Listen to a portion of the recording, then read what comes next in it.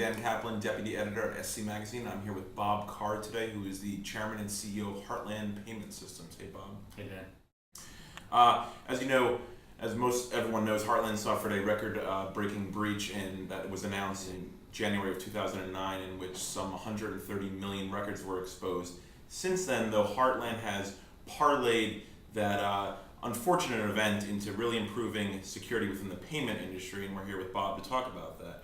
You guys, just a couple weeks ago, have rolled out this new solution. Can you talk about it? We did. We rolled out an end-to-end encryption solution for our merchants. We have a terminal that encrypts transactions as the mag stripe is red, so that no digital transactions are ever stored in the merchant system in the clear. They're all encrypted, so that if there was a breach, the bad guys would just be getting gibberish. So this solution is meant for obviously your merchant customers. How many do you guys currently have? We have about 250,000 merchant locations as customers, and we just rolled this out at the National Restaurant Show on May 24th, and we're getting really good traction. We're really happy with it. A lot of these small merchants, obviously, they're in the business of selling pizza or doing whatever. Right. They don't think a lot about security. So how do you sell them on a product that is going to keep payments secure if they don't really know about that stuff at all? Well, a lot of small business people have a brother or a neighbor or someone, or they've read your articles and other things. They know that security is an issue and the card numbers being stolen is a big problem. So along with our device, we also give them a warranty that if they are breached and have any fines or forensics costs as a result of the breach, that we'll reimburse those. And we also help them fill out the questionnaire that's required for PCI compliance, and we'll do that every year for them. And it basically takes the complete headache away from them. And once they spend the money to buy the equipment, there's no recurring fees. There's no monthly fee. There's no transaction fee. So it's a way to say, hey, I'm turning over this issue to this encrypting hardware and Heartland's expertise.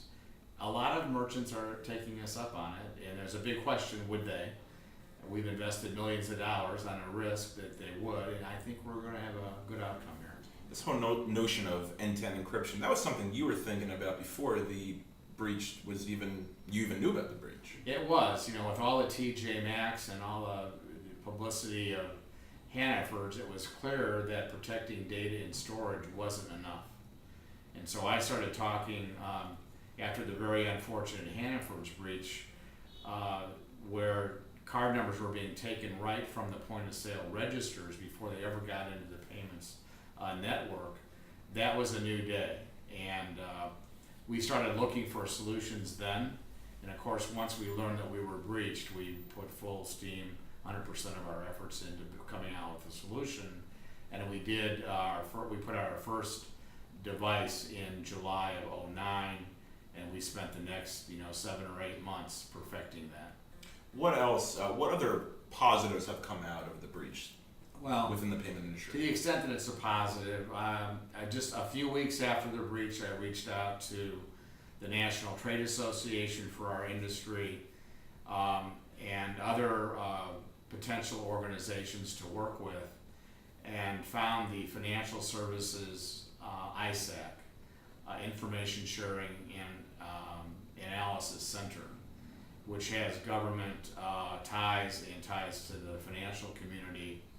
They agreed to let us form, under their sponsorship, the Payment Processors Information Sharing Council. So that all got started in May of 2009, and since that time, the top 14 companies in our industry have become members of that. We share information, the Secret Service has shared information, and over 90% of the transactions in the U.S. are now represented in that group. And so there's now an opportunity, never happened before, the payment processors sitting down in a room together, sharing information in a completely legal way, and having law enforcement there. So that's a big change as well.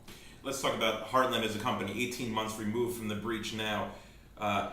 Did you think you would be where you are right now on that day in January when you found out about it? Dan, I had no idea. I did not know if we would survive. I knew that we were going to do our best to get through it, and I felt confident that our customers and our employees would hang in there with us. I think we built a lot of trust over the years, and I think everybody, especially me, was stunned that this could happen to us. And so we went into a mode of communicating, not hiding. We talked to all of our employees immediately. We talked to as many merchants as we could talk to immediately. And then we confronted this head on. We didn't try to blame somebody else, although there's some other folks that were at fault as well. And fortunately, we were able to survive. The stock went down to $3.40. But a year later now, from there, we're back up to our stock price before the breach, and we've retained, almost all the merchants that we would have retained anyway, and we've had very little employee attrition. When all said and done, what sort of numbers and losses are we talking about? Well, it's it's a $120 million loss. It's a big deal. Recently, there was a MasterCard settlement for something around $40 million. Are we? What sort of settlements are we going to see going down the road, or are we nearing the end here? I think we're getting close to the end. We reported in our public filings where we stand, and we feel like we're through by far the worst of it. Okay, but obviously this has been a personal mission for you to improve security within the payment industry, even before the breach happened. And are you pleased with the success thus far?